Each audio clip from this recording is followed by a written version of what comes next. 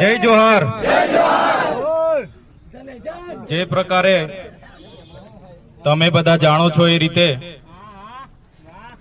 તમારા બધાના મતથી, તમારી બધાની મહેનતથી, આશીર્વાદથી, પ્રેમથી હું ધારાસભ્ય તરીકે ચૂંટાયો અને સરકારના પ્રતિનિધિ તરીકે આપણા તાલુકાઓમાં જે પણ યોજનાઓ આવે, ગુજરાત પેટર્ન આવે, વિવેકાધીનની યોજના આવે, મનરેગા આવે, આવાસની આવે, વિકાસશીલની આવે, FRAની આવે, તમામ યોજનાઓની જેમ એક એટીવીટી યોજના આવે છે, એમાં ડેડિયાપાડા અને સાગબારા તાલુકાની દર વર્ષે એમાં ગ્રાન્ટ આવે અને ગ્રાન્ટમાં ચૂંટાયેલા સરકારના પ્રતિનિધિ તરીકે ધારાસભ્ય અને તાલુકાનો પ્રમુખ એમાં બેહે। આ વર્ષે જ્યારે મારા પર પ્રાંત સાહેબનો લેટર આવ્યો, એમણે કીધું 5 તારીખે 12 વાગે તમારે મીટિંગમાં હાજરી આપવાની છે। આ પ્રકારનું આપણે એટીવીટીનું દર વર્ષની જેમ આયોજન કરવાનું છે। તો સરકારના પ્રતિનિધિ તરીકે અને તમારા લોક પ્રતિનિધિ તરીકે હું ત્યાં એમના સમયે એમના લેટરે હાજર થયો એટલે 3 અજાણ્યા લોકો બેઠા કે જેઓ ક્યારે ચૂંટાયેલા નથી, બજારમાં કોન્ટ્રાક્ટનું કામ કરે છે, વેપારનું કામ કરે છે। એક એવો માણસ હતો એટલે મેં પૂછ્યું, ભાઈ આ ભાઈ હામાં આવ્યા છે? સરપંચમાં ચૂંટાયેલા છે, તાલુકા પંચાયતમાં ચૂંટાયેલા છે કે જિલ્લા પંચાયતમાં ચૂંટાયેલા છે? એમણે કીધું એને અમે સભ્ય નક્કી કર્યો છે।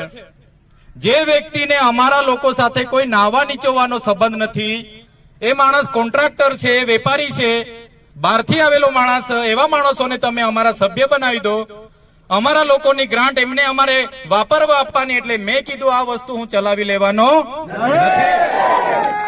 મેં કીધું ગુજરાત પેટર્નમાં એ જ પ્રકારે 60 કરોડ રૂપિયા આવ્યા છે, એમાં પણ તમે સભ્ય જેને અહીંયા લાગે નહીં, વળગે નહીં, NGO લઈને આવ્યા છે એવાને તમે સભ્ય બનાવી દો, તો હું ચલાવવાનો નથી। ચૂંટાયેલા કોઈ પણ માણસને અમારા વિસ્તારમાંથી લઈ લો, અમારા વિસ્તારનો કોઈ પણ આગેવાન લઈ લો, મને વાંધો નથી, પણ બહારથી આવેલા લોકો જેને અમારા સમાજ સાથે નાવા નીચોવાનો સંબંધ નથી, એને કઈ રીતના અમારા લોકોની ગ્રાન્ટ વાપરવા આપીએ?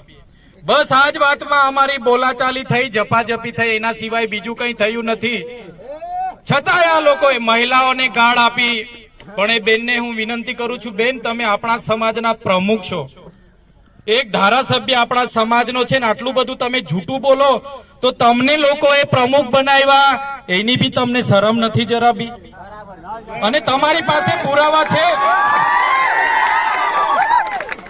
પ્રાંત સાહેબની ચેમ્બરમાં મીટિંગ હતી, એવું નથી કે કોઈ અમે ઘરે બોલાવીને મીટિંગ કરી હોય।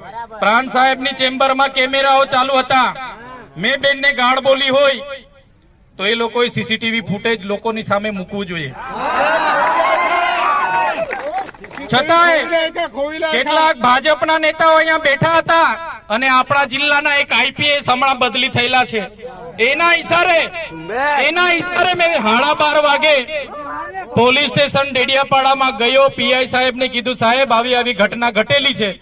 મેં ના નથી પાડતો, હું હાજર હતો, અમારે બોલાચાલી થઈ છે, ઝપાઝપી થઈ છે અને આ રીતની મીટિંગ હતી ભાઈ।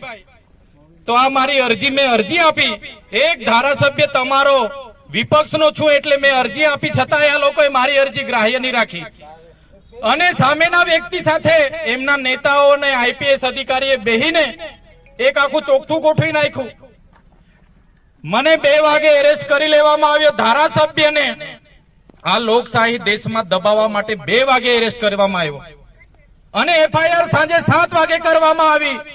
આ મારી સાથે અન્યાય થયો છે, તમે જોઈ લો। આ લોકોને ક્યારે નથી પહોંચતું, કેમ કે મનરેગાનું કૌભાંડ મેં ઉજાગર કર્યું હતું, પ્રેસ કોન્ફરન્સ કરી હતી અને ભરૂચમાં તપાસ ચાલી, કેસ થયો। નર્મદામાં જયારે આ મનરેગાનું કૌભાંડ જે દિવસે બહાર આવશે એ દિવસે આ નર્મદાના મોટા નેતાઓના પણ નામ આવવાના છે। એટલા માટે આ ખોટી FIR કરવામાં આવી। અમારા લોકોના કરોડોના આયોજનો હમણાં ચાલતા હતા, એમાં બારોબાર NGO એજન્સીઓ અને અધિકારીઓ સાથે મળીને આ નેતાઓ બારોબાર વાપરી ખાવા માટે આને કઈ રીતના બહાર મોકલી દેવાય। આ ઉઠી બેઠા પોલીસ સામે લડે, કેવડિયા માટે લડે, આ GIDC GMDC માટે, વાલિયાવાળા લોકો માટે લડે, સરકારમાં વિદ્યાર્થીઓની શિષ્યવૃત્તિ માટે લડે, મનરેગા માટે લડે, રોજગારી માટે લડે, એટલે આને સબક શીખાવી છે. એવો આપણા જિલ્લાના થોડા નેતાઓ અને આ જિલ્લાનો આઈપીએસ હતો એ વ્યક્તિએ મારી પર એફઆઈઆર કરાવી દીધી. એફઆઈઆર કરાવી દીધી. રાતોરાત મને ધરપકડ થઈ ધારાસભ્યની. મને સેન્ટ્રલ જેલ વડોદરામાં નાખી દેવામાં આવ્યો. એમના ઈશારે એવી એફિડેવિટો કરવામાં આવે. આ તો માથા ભારે માણસ છે, જનુની માણસ છે, બાહુબલી ધારાસભ્ય છે, એને જામીન નહીં આપવાના ખોટા ખોટા એફિડેવિટો થાય. એટલે 80 દિવસ સુધી હું જેલમાં હતો. 80 દિવસના જેલવાસ દરમિયાન મને દુઃખ એટલું હતું કે દેડિયાપાડા, સાગબારા, નર્મદા હોય કે ભરૂચ, જે જનતા છે એમણે મને ધારાસભ્ય બનાવ્યો છે. લોકસભામાં 5,22,000 મત આપ્યા છે. એ લોકોના સુખે દુઃખે હું હાજર નથી રહી શકવાનો. દુઃખ મને હતું કે એમના દુઃખમાં હું હાજર નથી રહી શકવાનો. ત્યારે એવા કપરા સમયે તમે બધાએ અમારા પરિવાર સાથે ઉભા રહ્યા.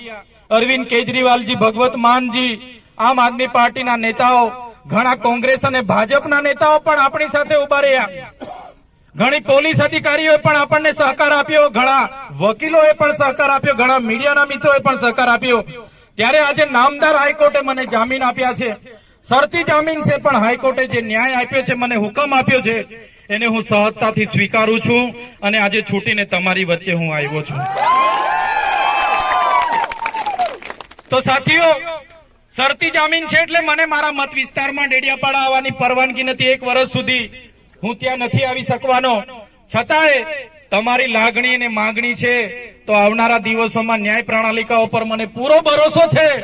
હું હાઈકોર્ટમાં પણ જઈશ, હું સુપ્રીમ કોર્ટમાં જવા માટે પણ વકીલોને સાથે સલાહ લઈશ. આવનારા દિવસોમાં મારી પક્ષ હું રજૂ કરીશ કે મારા લોકોએ મને ચૂંટેલો છે, એમના સુખ દુઃખમાં મને જવા દો, એમના કામ મને કરવા દો. એ વાત આવનારા દિવસોમાં હું મૂકીશ. મને પૂરો વિશ્વાસ છે ન્યાય પ્રણાલિકા મને ન્યાય આપશે. મને પૂરો વિશ્વાસ છે ભારતની ન્યાય પ્રણાલિકા ઉપર. મને પૂરો વિશ્વાસ છે દેશના બંધારણ પર કે મારી સાથે ન્યાય થશે. ભાજપના અહીંના નેતાઓ અને જે અહીંયા આઈપીએસ અધિકારી હતા એને એવું હતું કે આ ચૈતર વસાવાને જેલમાં નાખી દો, 5-7 મહિના એમાં રહેવા દો, વર્ષ રહેવા દો, એની અક્કલ શાનને ઠેકાણે આવી જશે, એને દબાવી આપણે. બરાબર, એ ભાજપના નેતાઓ અને એમના આઈપીએસ અધિકારીને પણ કહેવા માંગુ છું, આ ચૈતર વસાવાનો એકલાનો અવાજ નથી. આ ચૈતર વસાવાની સાથે આ જનતાનો અવાજ છે. ચૈતર વસાવાને આ બંધારણે આપેલો અવાજ છે. એ તમારા જેવા નેતાઓ અને તમારા જેવા અધિકારીઓથી દબાવવાનો નથી, વધુ તાકાતથી અમે લડવાના છીએ. સાથીઓ, તમે જે મારા પર ભરોસો મૂકીને જે પ્રકારે વિધાનસભામાં 1 લાખથી પણ વધારે મત આપ્યા, 4 પાર્ટીઓ લડતી હતી, 43,000ની લીડ હતી મારી, એક પણ બાટલી કે એક પણ બિયર આપ્યા વગર તમે મને 1 રૂપિયા વગર મત આપ્યા છે. લોકસભા લડતો તો કેજરીવાલજી ને દેશના બધા નેતાઓ જેલમાં હતા. ઈડી આપણી પાછળ હતું, સીબીઆઈ આપણી પાછળ હતું, પૈસા નહોતા. લોકસભામાં 5,22,000 મતો તમે મને આપ્યા છે. લોકસભામાં મારા મત વિસ્તારની વાત કરું, ભાજપને માત્ર 58,000 મત મળ્યા હતા અને તમે લોકોએ મને 1,18,000 મત આપ્યા છે. 60,000ની તો માત્ર લીડ હતી. ત્યારે હું તમને વિશ્વાસ આપું છું, ગમે તેટલી જેલો કરીને મને લઈ જવા માટેની તજવીજ આ લોકો કરશે, પણ આ તમારો ભરોસો અને વિશ્વાસ ક્યારે તૂટશે નહીં. ચૈતર વસાવા તમારી સાથે છે.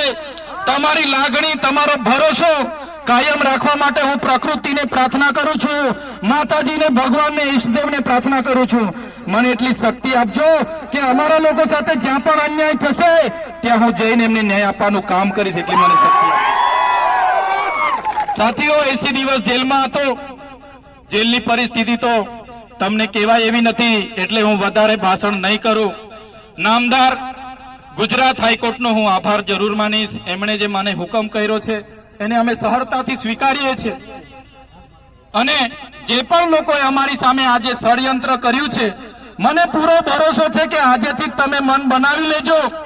એ લોકોને જવાબ આવનારી તાલુકા જિલ્લામાં આપણે આપવાની છે. તૈયાર છો? મન બનાવી લેવાનું છે આપણે. એક ધારાસભ્ય તમે ચૂંટીને મોકલો છો, એને બોલવા નહીં દેવાનો, એને જેલમાં નાખી દેવાનો.